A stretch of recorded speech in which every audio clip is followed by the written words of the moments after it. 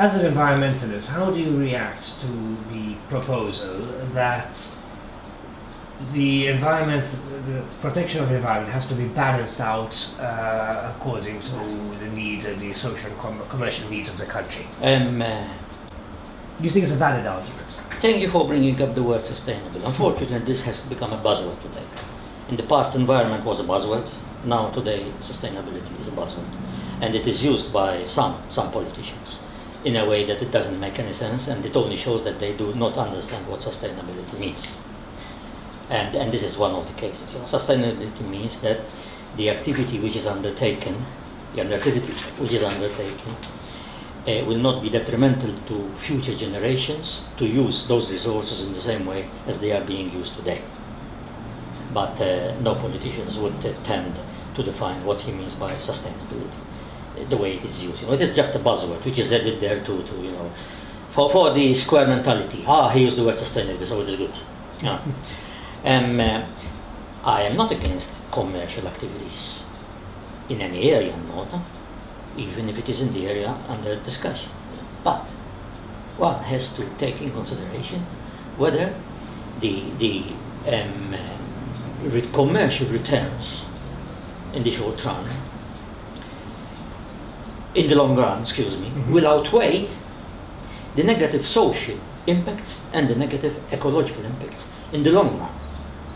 Whether the hidden costs, the externalities of the whole project will have to be borne by society and the environment in the long run. For example, I was quite surprised, last Monday when the speaker of the representative of MAPA said, and you can check this online, that this will regenerate work for the people of that area, as for example cleaners. I mean, when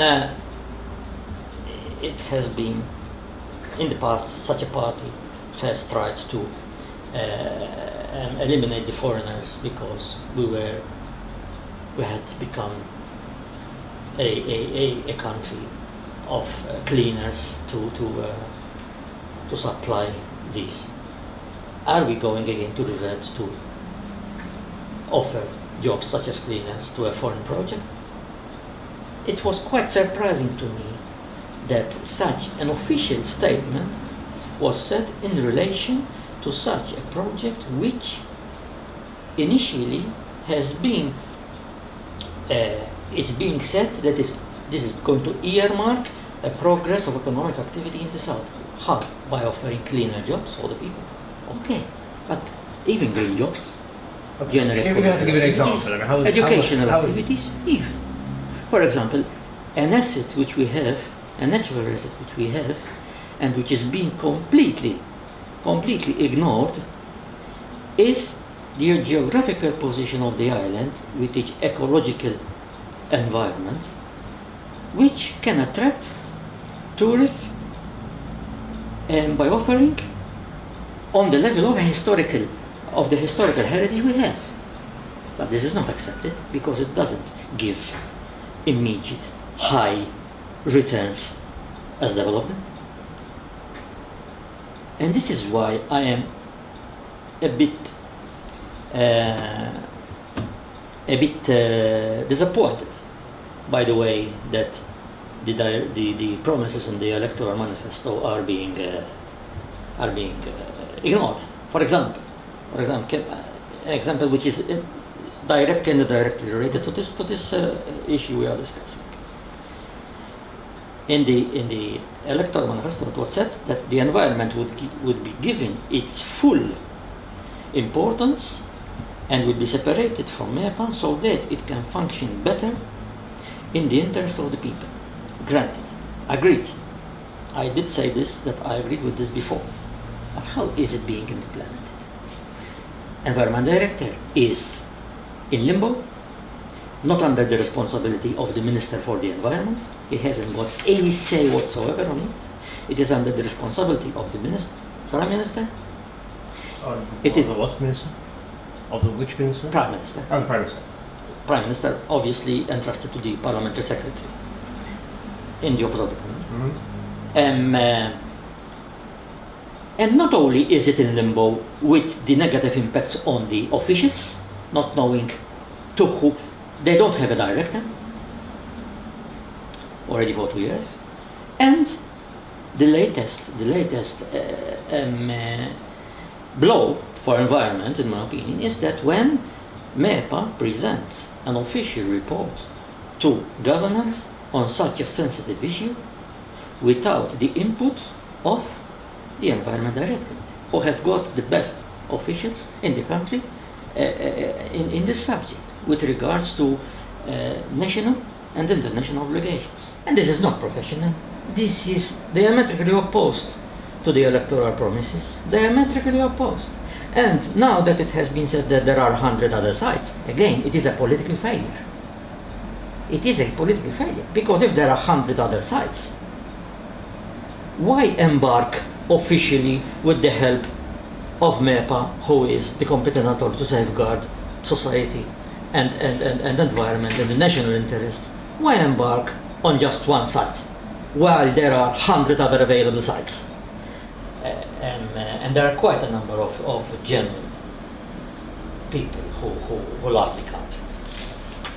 And this is what has led to next Saturday's manifestation, because the people are disappointed with the way their environment, society is being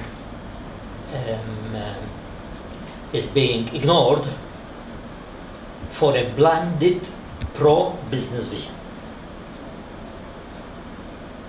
which is an official vision, pro-business vision. But it's a blinded one, you know. It's good to have a pro-business vision, but not at the expense of society and environment. In brief, I would describe SPED as a policy document to speed up development at the expense of environment and society. You know, I mean, I'm blunt in what I say, so that's how I see it. Yeah. I have every right to interpret it that way. What I want to say is that although during the previous administration the environment wasn't something nice and rosy,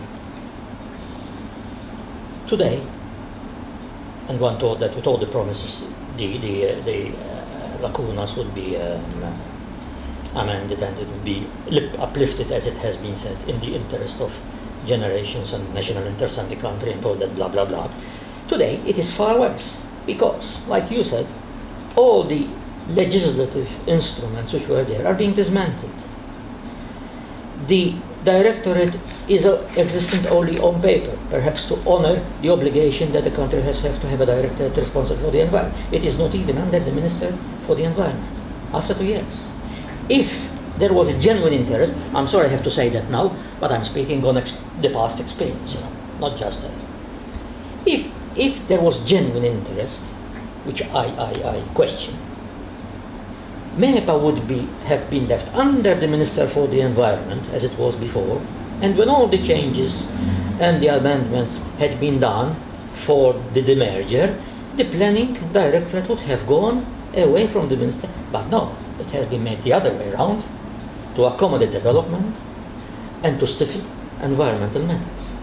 I mean, if you look at what is being done and what has been done, this is the conclusion one gets. Social and environmental impact, which is not being addressed by MEPA. But anyway, I wouldn't be surprised. MEPA wouldn't address such a thing because it's just a rubber stamp today. When you consider all these large projects which are on the pipeline, you know, the university at Zonor, the high-rise at Shamshia, the Ala development in Gold Zone, the White Rocks, land reclamation, what else? The high-rise at Gzira.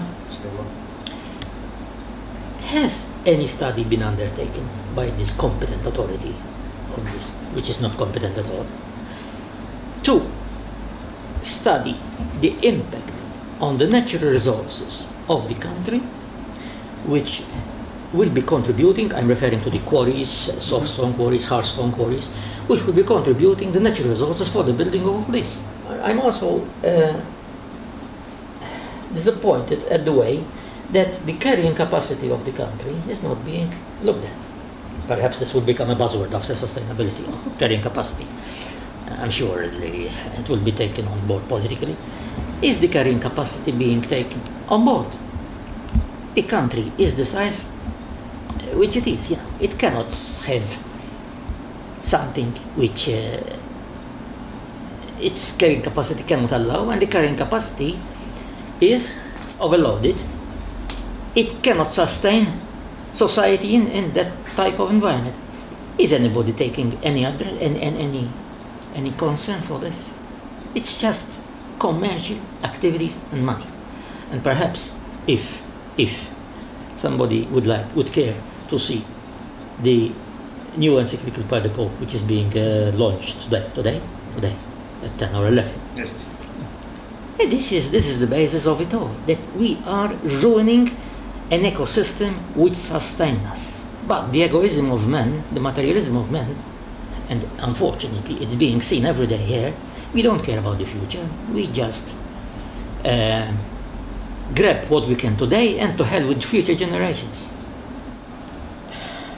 The political interpretation of economic activity is just development. But just for argument's sake, all right, so you disagree with that, but it is a perception that is very widespread. Are in services economic activity?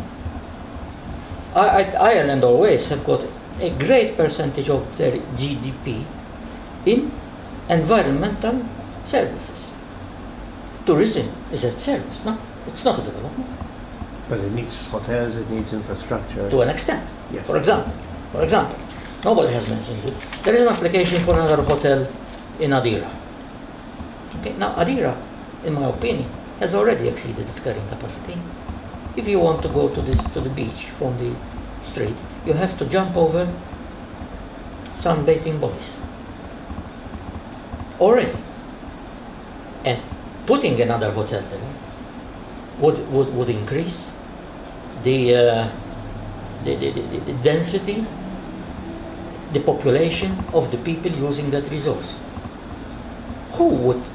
What kind of tourist would like to come to such a habitat, to such an environment for a swim, when he has to go over and over lying bodies? We have to realize that a new development, not only would it not be sustainable, but it will ruin the economical activities in its surroundings if we go past the carrying capacity. Who is? Now, the yardstick is the short-term return of capital profits. Full stop.